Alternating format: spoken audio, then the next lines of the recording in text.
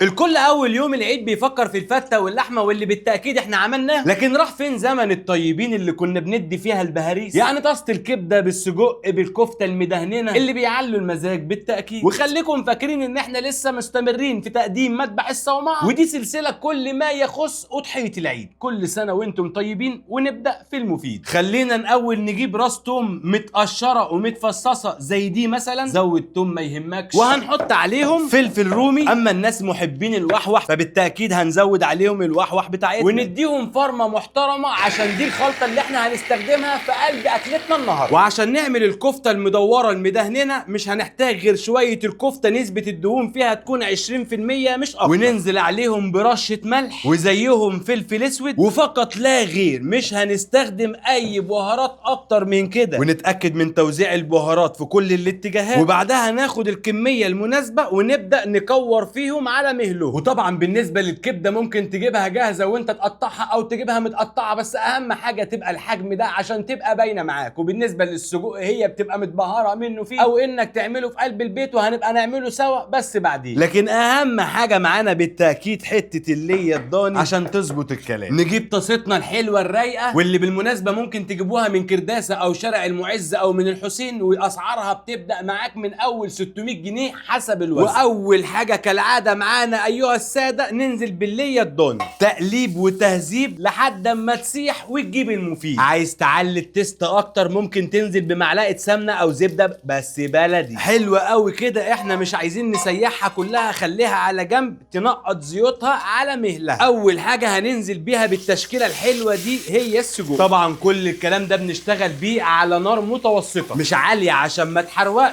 ومش واطيه عشان ما تجلدش معاك. وبالنسبه لحجم السجق ممكن بعد ما تستوي تبدا تقسمها زي ما انت عايز. كل لما تزيد الريحه قدامك هات كوبايه القهوه واستطعم احلى بق كوبايه قهوه بريحه السجق. وطبعا ما حرقناش الليه كلها عشان زي ما انتم ما شايفين السجق كمان نزل دهون، فالدهون هنا زادت وفاضي. عشان كده اهم من الشغل ظبط الشغل. اول ما تحس ان هي ابتدت تستوي معاك ترفعها كده على جنب، وننزل بعد كده بالكفته. رصص الكفته بتاعتك، وطبعا ما نحركش فيها غير لما تتماسك وتاخد لون من تحت. على الرايق كده تقلب الكفته بالراحه لحد اما هي كمان تدخل في التسويه. اول ما تحس ان هي دخلت في التسويه زي كده نبدا نطلعهم على جنب. وقبل ما ننزل بالكبده هننزل الاول بالدقه اللي احنا عملناها، خلي الريحه تفحفح. وفي المرحله دي نزل عليها الليه لحد اما تبقبق وتبدا تتقدح. اول ما تلاقيها بقبقت كده كنا محضرين طماطمايه مقطعينها مكعبات، نبدا ننزل عليهم بالطماطم يبقبقوا كلهم مع بعض، ونعلي النار سيكه حبه صغيرين فوق المتوسط. هنا بقى ننزل بالكبده طالما بقبقت معانا بالطريقه دي، وما نقلبش فيها، نسيبها كده بس تاخد الكفر بتاعتها وتدخل في مرحله التسويه عشان معاك ما تتهريش. وبالمناسبه الكبده ما بتتغسلش قبل التسويه، مليون مره نقول المعلومه دي. ندي تقليبه، ولو عندك غطا صغير زي ده انزل كده في النص غطي عليها عشان تستوي على مهلها. بعد شويه نرفع الغطا،